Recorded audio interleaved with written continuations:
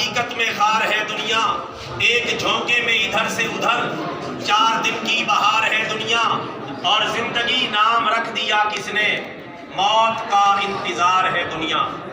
واجب الاحترام برادران اسلام، آج ہم ایک ایصال ثواب کی تقریب کے اندر جمع ہے، تو میں مختصر سی گفتگو کروں گا، چونکہ لائٹ بھی موجود نہیں ہے، میں زیادہ دیر تک لمبی گفتگو نہیں کروں گا، مختصر طور پر پیغام دوں گا اور صرف تیزی کے ساتھ 11 باتیں بیان کروں گا۔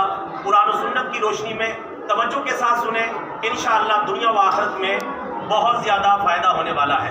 یہ بات یاد رکھیں کہ ہم صرف اور صرف پابند ہیں اللہ تعالیٰ کے قرآن کے اور پیارے نبی صلی اللہ علیہ وسلم کے فرمان کے، یعنی اب ہمارے لیے بخشش اور نجات کا راستہ صرف اور صرف اللہ کی کتاب قرآن پاک ہے اور ہمارے پیارے نبی صلی اللہ علیہ وسلم کا فرمان ہمارے پاس موجود ہے۔ جو بندہ قرآن و سنت کے راستے پر ہے وہ جنت کے راستے پر ہے، اور جو قرآن و سنت کے راستے پر نہیں وہ جنت کے راستے پر نہیں ہے۔ ہر بندے کو چاہیے کہ اپنے اعمال کا ایک مرتبہ جائزہ لے لے کہ میں قرآن و سنت کے تقاضوں کے مطابق زندگی گزار رہا ہوں یا نہیں گزار رہا۔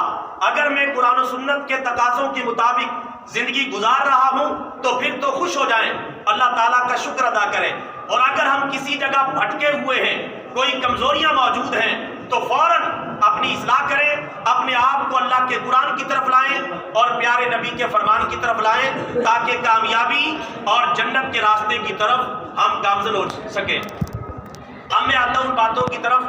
قرآن و سنت کے حوالے سے جو باتیں میں نے بیان کرنی ہے، میرے بھائیوں، قبر میں 4 سوالات ہوں گے اور میدان قیامت میں 3 سوالات ہوں گے، اور اس کے آخر میں بیان کروں گا کہ مرنے والا جب مر جاتا ہے، جو اس کی جائیداد بچتی ہے، جو اس کا ترکہ بچتا ہے، جو اس کا ورثہ بچتا ہے، جو اس کا متروکہ مال ہوتا ہے، اس کا شرعی حکم کیا ہوتا ہے۔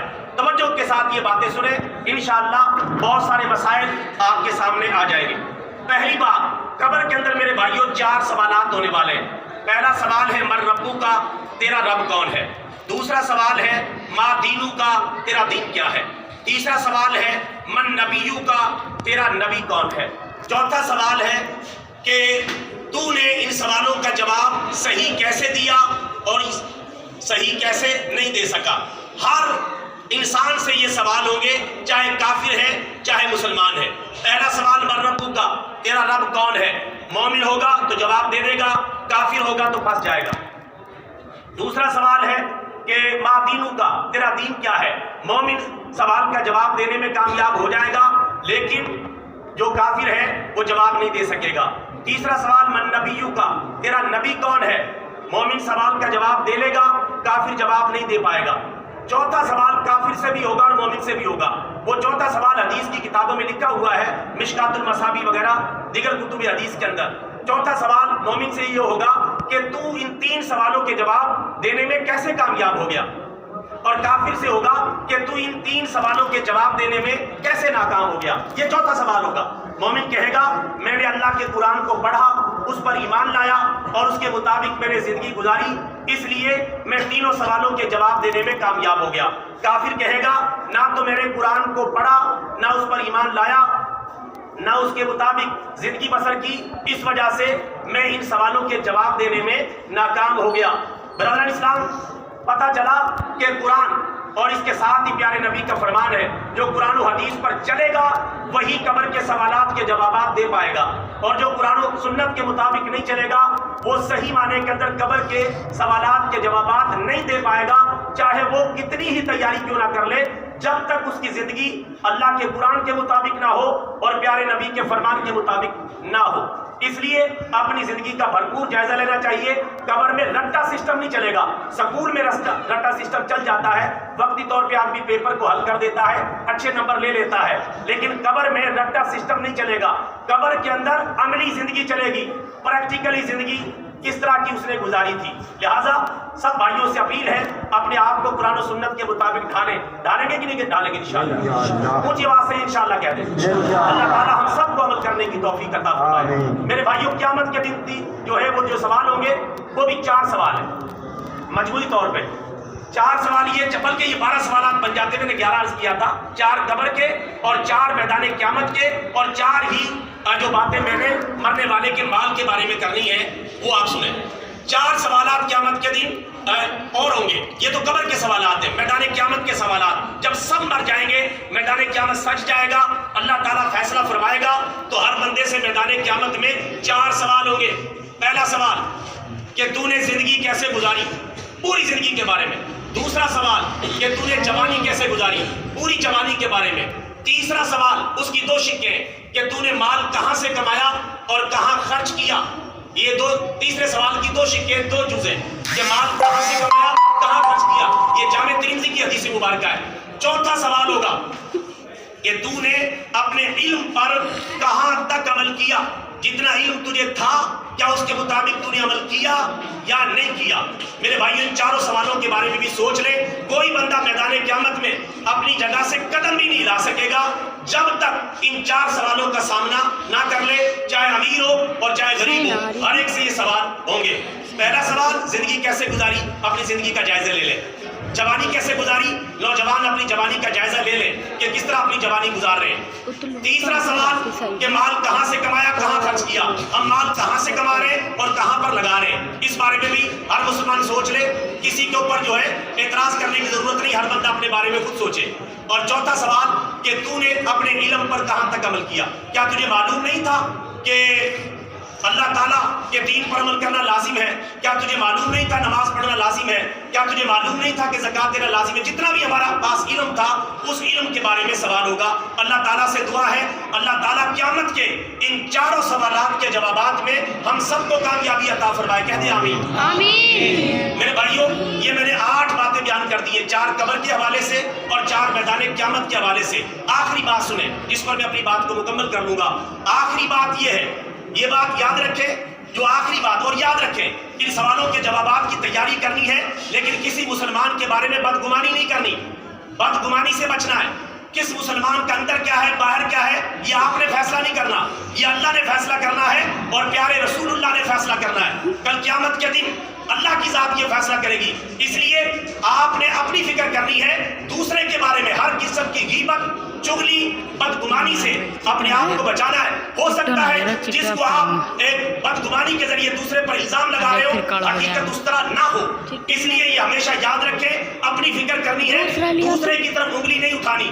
چونکہ ہم کسی کی طرف ایک انگلی اٹھاتے ہیں تو یہ 3 انگلیاں اپنی طرف اٹھ جاتی ہیں کہ اصل بندہ خراب یہی ہے. جب کسی کو کہتے ہیں یہ برا ہے تو یہ انگلیاں مڑ کے ہم ہی کہہ رہی ہیں کہ یہ بندہ خود ٹھیک نہیں ہے. اس لیے بدگمانی سے بچنا ہے. بدگمانی کو رسول پاک نے کبیرہ گناہ قرار دیا ہے کہ کس نے نماز زیادہ پڑھی ہے کس نے کم پڑھی ہے, کون کیا کر رہا ہے کون نہیں کر رہا. اپنی فکر کریں, اپنی فکر کرنی, اپنی فکر لازم سمجھیں. ہاں اگر کسی مسلمان سے کوئی پرابلم ہے, کوئی آپ کو مسئلہ ہے تو اس سے براہ راست سوال کریں, براہ راست پوچھیں, بدگمانیاں نہ پھیلائیں. بدگمانیاں کبیرہ گناہ کا ارتکاب ہے. رسول پاک نے بدگمانی کو کبیرہ گناہ قرار دیا. ہو سکتا ہے بظاہر نیک سمجھا جانے والا مسلمان جو ہے وہ پھنس جائے اور بظاہر بے عمل سمجھے جانے والا مسلمان کوئی ایسی نیکی کر لے وہ بخشا جائے. اللہ تعالیٰ ہمیں ہر قسم کی بدگمانیوں سے محفوظ فرمائے. کہہ دے آمین. آمین. میرے بھائیو آخری بات, جب کوئی بھی بندہ, میں آپ یا کوئی بھی, جب بندہ مر جائے گا, مرنے کے بعد ہر بندے کے مال کے ساتھ, ورثے کے ساتھ, ترکے کے ساتھ 4 حق لازم ہو جاتے ہیں قرآن و سنت کی روشنی میں. کتنے؟ 4 حق لازم ہو جاتے ہیں. 4 حق. پہلا حق جو اس کا مال بچا ہے, جتنا بھی یہ تھوڑا ہے زیادہ ہے, جو اس کا مال بچا ہے اس میں پہلا حق قرآن و سنت کی روشنی میں یہ ہے کہ اس کے کفن دفن کا انتظام اس کے مال سے کیا جائے گا. اس کے مال سے یہ پہلا حق ہے. کوئی اور کر دے اچھی بات ہے لیکن نہیں کرتا تو پہلا حق ہے اس کے مال سے اس کے کفن دفن کا انتظام کیا جائے گا. اس کے بعد اگر مال ختم ہو جائے کفن دفن میں, بات ختم, آگے کچھ بھی نہیں ہے. لیکن اگر کفن دفن سے مال بچ جائے تو پھر اگلا سٹیپ آ جائے گا. اگلا سٹیپ یہ ہے کہ جو مال بچ گیا ہے اب دیکھا جائے گا کہ اس مرنے والے کا اس میت پر کسی کا قرضہ تو نہیں تھا. اگر کسی کا قرضہ تھا تو وہ ادا کیا جائے گا. یہ دوسرے نمبر پر ہے, یہ قرآن میں لکھا ہوا ہے. دوسرے نمبر پر ہے کہ اس کا قرضہ ادا کیا جائے گا. لواحقین پر لازم ہے کہ اس کا قرضہ ادا کرے, جلدی یا بدیر اس کا قرضہ ادا کر دے. یہ قرآن کا فیصلہ ہے. یہ دوسرا حق مرنے والے کے مال کے ساتھ لازم ہو جاتا ہے. تیسرا حق، مرنے والا جو مرا اگر کوئی وصیت کر کے گیا ہے اس کی وصیت کو پورا کیا جائے گا. مثلاً اس نے کسی کے لیے مسجد کے لیے وصیت کر لی، کوئی مدرسے کے لیے میرا اتنا مال لگا دینا، اس کی وصیت کو پورا کیا جائے گا. لیکن مرنے والا اگر اپنے وارثوں کے بارے میں وصیت کرے گا، مرنے کے ٹائم اس کی وصیت نہیں مانی جائے گی. مرنے کے ٹائم وارثوں کے بارے میں وصیت کرے گا، مثلا میرے بیٹے کو زیادہ دے دینا، بیٹی کو کم دے دینا، بڑے بیٹے کو زیادہ دے دینا، چھوٹے کو کم دے دینا، یہ وصیت مرنے والے کی نہیں مانی جائے گی. اللہ نے یہ واضح طور پہ بتا دیا ہے اور پیارے آقا صلی اللہ علیہ وسلم نے اس کی وصیت جو ہے واضح طور پہ تلقین فرما دی ہے کہ آخری دم پہ جو کوئی وصیت نہیں چلے گی. ہاں اگر وارث نہیں ہے، غیر وارث ہے، تو غیر وارث کے بارے میں اس کی وصیت مان لی جائے گی. جیسا کہ میں عرض کر رہا ہوں کہ وصیت پر عمل کیا جائے گا. مثلا کوئی وصیت کر گیا مسجد میں میرے اتنے پیسے لگوا دینا، یا میرا فلاں دوست ہے اس کو اتنے پیسے دے دینا، یہ بات مانی جائے گی. لیکن جو اس کا پکا وارث ہے اس کے بارے میں مرنے والے کی وصیت نہیں مانی جائے گی. کیوں؟ اس لیے کہ جو اس کی اولاد ہے، بیٹے ہیں یا بیٹیاں ہیں، یا اس کی بیوی ہے، تو یا اس کے والدین ہیں جو اس کے ترکے کے جو ہے حصے دار ہیں، ان کے بارے میں قرآن بتا چکا ہے کہ ماں کا کتنا حصہ ہے، باپ کا کتنا حصہ ہے، بیوی کا کتنا حصہ ہے، بیٹوں کا کتنا حصہ ہے، بیٹی کا کتنا حصہ ہے. جب قرآن نے بتا دیا ہے تو اس میں عدل بدل کرنا جائز نہیں. امید ہے کہ مسئلہ کلیئر ہو گیا ہے کہ وارثوں کے بارے میں وصیت مرنے والا نہیں کر سکتا. اگر کرے گا ردی کی ٹوکری میں ڈال دی جائے گی، اس کی وصیت کی کوئی ویلیو موجود نہیں ہے. زندگی میں اسے اپنے مال پر حق حاصل تھا، جو چاہتا کرتا، لیکن مرنے کے ٹائم اگر وارثوں کو بڑھا چڑھاتا ہے یا گھٹاتا ہے، یہ وصیت نہیں مانی جائے گی. چوتھی اور آخری بات جو مرنے والے کے مال کے ساتھ لاحق ہو جاتی ہے وہ یہ کہ اب یعنی یہ جو ترکہ ہے، جو بچا ہے، پہلے کفن دفن کا انتظام، پھر قرضہ ادا کیا، پھر وصیت پر عمل کیا. اب جتنا مال اس کفن دفن کے بعد بچا، قرضے کی ادائیگی کے بعد بچا اور وصیت کے نفاذ کے بعد بچا ہے، تھوڑا بچا ہے، زیادہ بچا، اگر نہیں بچا بات ختم. اگر بچا ہے تو پھر اس کے ورثاء میں تقسیم کر دیا جائے گا، چاہے وہ تھوڑا ہے چاہے زیادہ ہے، اس کے وارث اب اس کے حقدار بنیں گے. یہ ترتیب ہے شریعت کے مطابق، لیکن ہم یہ ترتیب نہیں چلاتے، اس ترتیب کے مطابق عمل نہیں کرتے، جس کی وجہ سے ہم گنہگار ہوتے ہیں.